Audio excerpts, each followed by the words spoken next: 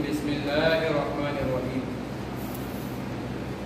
इन्ना नहनु नज़्ज़लना ज़िक्रा व इन्ना लहु लहाफ़िज़ून।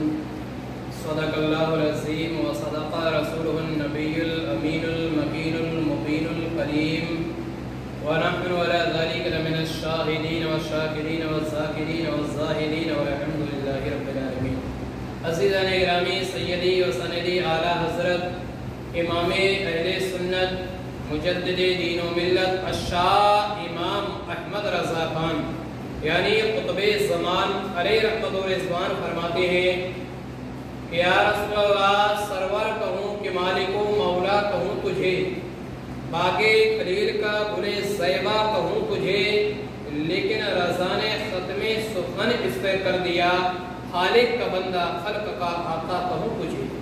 अज़ीज़ान गिरामी, आइए हम और आप सबसे पहले नबी मोहतरम सल्लल्लाहु अलैहि वसल्लम की बारगाह में दुरूद पाक का नज़रान पेश करें। पढ़ें अल्लाहुम्मा सल्ली अला सय्यिदिना मौलाना मुहम्मदिन तब्बीर क़ुलूबी व दवाइहा व आफ़ियतल बदानी व शिफ़ाई व नूरुल अब्सारी व ज़ियाई असद व सलातु व सलाम अलैका हबीबी या रसूलल्लाह सल्लल्लाहु अलैहि वसल्लम। अज़ीज़ान गिरामी, किसी शायर ने कहा है कौले मोहम्मद कौले खुदा फरमान न बदला जाएगा, है कौले मोहम्मद कौले खुदा फरमान न बदला जाएगा, बदलेगा जमाना लाख मगर कुरान न बदला जाएगा। है कौले मोहम्मद कौले खुदा फरमान न बदला जाएगा, बदलेगा जमाना लाख मगर कुरान न बदला जाएगा।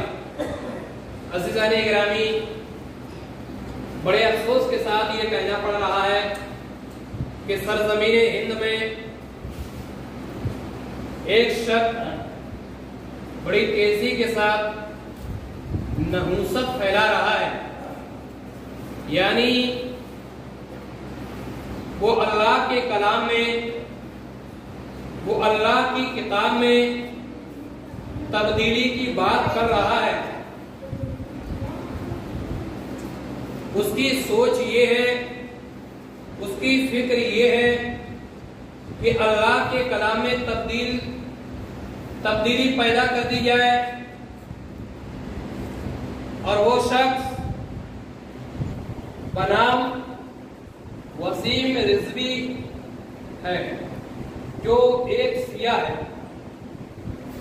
उसने सुप्रीम कोर्ट में ये रिट दाखिल की है कि कुरान मुक़द्दस के अंदर से 26 आयतों को निकाल दिया जाए, और इसलिए इन आयत को निकाल दिया जाए कि कुरान दहशतगर्दी का पैगाम दे रहा है।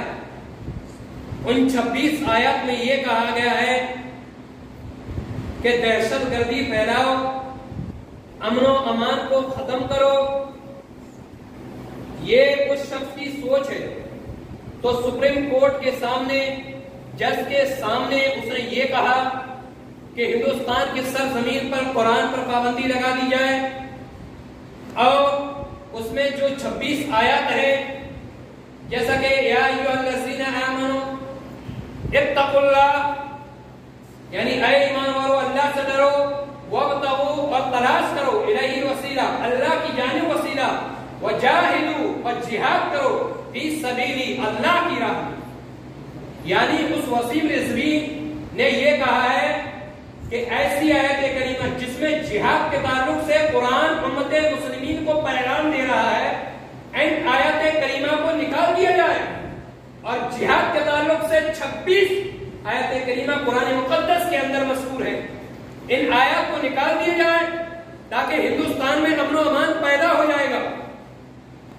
बल्कि उसने ये कहा है कि ये मेरी जानिब से एक अर्जी है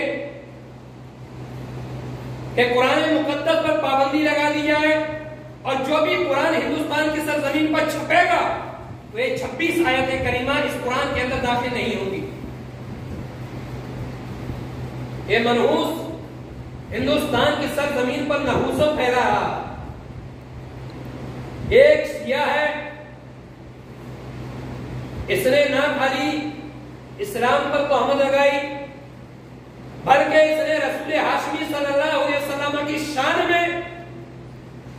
बेअदबी की है, गुस्ताखी की है, बल्कि सिर्फ रसूल आज़म सल्लल्लाहु अलैहि वसल्लम की शान ही में नहीं, बल्कि इसने अल्लाह रब्बुल इज्जत की जात पर भी हमला किया है। क्योंकि कुरान के ऊपर उंगली उठाना ये अल्लाह के नबी सल्लल्लाहु अलैहि वसल्लम की जात पर उंगली उठाना, कुरान के ऊपर उंगली उठाना एक खुद अल्लाह रब्बुल इज्जत के ऊपर उंगली उठाना है। इसलिए कि ये कलाम जनाब मोहम्मद रसूलुल्लाह सल्लल्लाहु अलैहि वसल्लम पर नाजिल हुआ है। तो इस कलाम की तौहीन करना यानी रसूल हाशमी की तौहीन करना और इस कलाम की तौहीन करना अल्लाह की तौहीन करना, इसलिए कि ये कलाम अल्लाह का। अज़ीज़ान गिरामी, तो दूसरी बात इसने ये कही कि जो इस्लाम फैला है ये अमन की बुनियाद पर नहीं फैला, ये अखलाक की बुनियाद पर नहीं फैला, बल्कि अगर इस्लाम फैला है तो तलवार के जोर पर फैला है। इन आयत करीमा ने लोगों को सुनाकर लोगों के अंदर एक जोश पैदा किया और लोग दहशतगर्दी में मुलव्वस हो गए।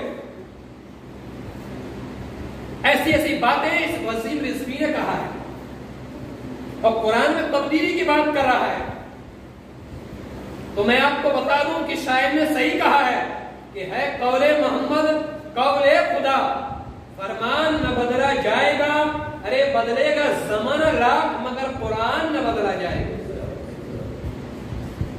एक वसीम रिजवी तो क्या, अगर इस जैसे 1000 वसीम रिजवी भी पैदा हो जाए तो कुरान की 26 आयत तो क्या 26 नुक्ते भी तब्दील नहीं हो सकते। इसलिए कि इस कलाम की हिफाजत की जिम्मेदारी खुद अल्लाह रब्बुल इज्जत ने ली। तो ये तब्दीली की क्या बात कर रहा है? अगर तब्दील कुरान को करना इतना आसान होता तो वसीम रिजवी के बाप दादाओं ने भी पहले कोशिश की थी कि कुरान पर पाबंदी लगा दी जाए, कुरान को तब्दील कर दिया जाए। जैसा कि अबू लहब ने कोशिश की थी, उतबा ने कोशिश की, शैबा ने कोशिश की, अबू जहल ने कोशिश की, मक्के के बड़े बड़े सरदारों ने कोशिश की थी कि इस कलाम को तब्दील कर दिया जाए, इस कलाम को बदल दिया जाए, ऐसा और नुस्खा लाया जाए। इसलिए कि जो कुरान है ना ये अल्लाह का कलाम नहीं है, ये तो मोहम्मद रसूलुल्लाह का बनाया हुआ कलाम है। कोई हम ऐसा कलाम लाते हैं जो इस कलाम को दबा दे, इस कलाम को खत्म कर दे। इसलिए जनाब मोहम्मद रसूलुल्लाह की घड़ी हुई किताब है, ये खुदा का कलाम नहीं हो सकता। तो इस समय रब ने इरशाद फरमाया, ए हबीब अब इन मक्के के सरदारों से कह दीजिए कि अगर अल्लाह का कलाम ये नहीं है तो तुम एक सूरत ही ऐसी लाकर दिखा दो, एक आयत ही ऐसी लिखाकर दिखा दो, एक लफ्ज ही कोई दिखा दो जो कुरान के मद्दे मुकाबिल हो। अज़ीज़ाने गिरामी, तो वो लोग हैरत में पड़ गए। तो जब उन लोगों के पास पावर था, उन लोगों के पास हथियार था, उन लोगों के पास हुकूमत थी, उन लोगों के पास कुव्वत थी, जब वो अल्लाह के कलाम में तब्दीली नहीं ला सके, अल्लाह के कलाम को तब्दील ना कर सके, हुकूमत उनकी थी, हथियार उनका थे, आदमी उनका थे, जब वो तब्दील ना कर सके कुरान को, लाखों की तादाद में कुफार मुशरिकीन, जब वो अल्लाह के कलाम को तब्दील ना कर सके, तो ये तो एक वसीम रिजवी है। अगर 1000 वसीम रिजवी इंडिया से हो तो कुरान की एक आयत करीमा तो क्या 1 लाख में भी तब्दीली पैदा नहीं कर सकते। इसलिए कि अल्लाह का कलाम बर्दाश्त तौर पर ऐलान करता है कि अल्लाह का कलाम है और इसमें कोई तब्दीली पैदा हो ही नहीं सकती। और तब्दीली इसमें कैसे पैदा हो सकती है? अल्लाह ने बेशुमार किताबें अंबिया किराम अलैहिस्सलाम के ऊपर नाज़िल फरमाई। मशहूर किताबें 4 थी, जिनमें तौरात थी, ज़बूर थी, इंजील थी और कुरान। अल्लाह ने मूसा कलीमुल्लाह को बुलाया, आए मूसा आओ, और तौरात ले जाओ। मूसा आए, तौरात ली और अल्लाह ने यह फरमाया कि ऐ मूसा, ये तौरात तुम्हें दे रहे हैं, लेकिन इसकी हिफाजत की जिम्मेदारी ऐ मूसा हमारे पास नहीं है। ऐ ईसा, तुम आओ, इंजील ले जाओ, लेकिन इसकी हिफाजत की जिम्मेदारी तुम्हारी होगी, हमारी नहीं। दागो, ज़बूर ले जाओ, लेकिन इसकी हिफाजत की जिम्मेदारी तुम्हारी होगी, हमारी नहीं। लेकिन तारीख यह बताती है कि जब अल्लाह ने कुरान के नामे मोहम्मद रसूलुल्लाह को दिया था, तो अल्लाह ने फरमाया, ए हबीब आओ, कुरान ले जाओ, लेकिन हबीब ये कुरान तुम्हें दे रहे हैं, लेकिन इसकी हिफाजत की जिम्मेदारी हबीब हम दे रहे हैं। सुभान अल्लाह, सुभान अल्लाह। कुरान मुकद्दस के अंदर आता है 28वां पारा सूरह हश्र के अंदर आता है, इन्ना नहनु नज़्ज़लना ज़िक्रा व इन्ना लहू लहाफ़िज़ून।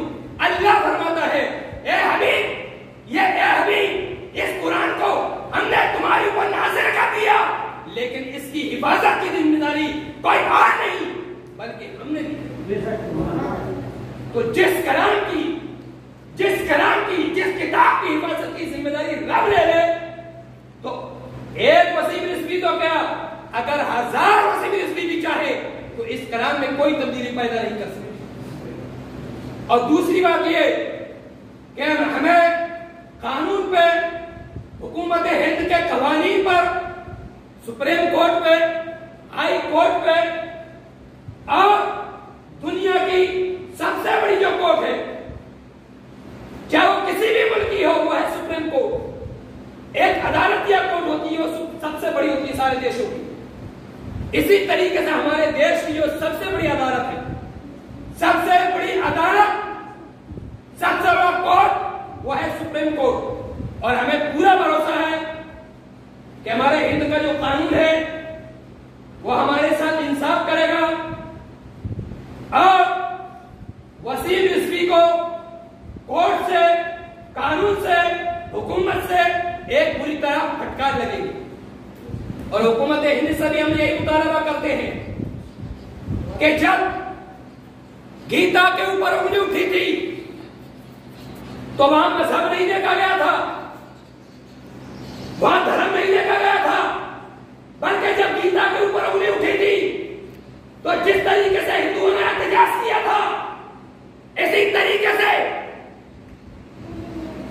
बिरादर होने की हैसियत से, हिंदुस्तान होने की हैसियत से, इंसानियत हैसियत से, हिंदुस्तानी हैसियत से, उसी गीता के लिए मुसलमानों ने आवाज उठाई थी। इसी गीता के लिए शियाओं ने भी आवाज उठाई थी, इसी गीता के लिए पंजाबियों ने भी आवाज उठाई थी, क्योंकि हिंदुस्तान तमाम मुल्कों से, तमाम धर्मों से बना हुआ एक हिंदुस्तान है। अगर किसी के मजहब पर अगर कोई आंच उठाता है तो तमाम लोगों को मिलकर उसके खिलाफ एक्शन लेना चाहिए। तो जब गीता के ऊपर उंगली उठी गई तो मुसलमान बर्जस्त इस गीता की हिफाजत के लिए निकले थे और हिंदुओं का साथ दिया था।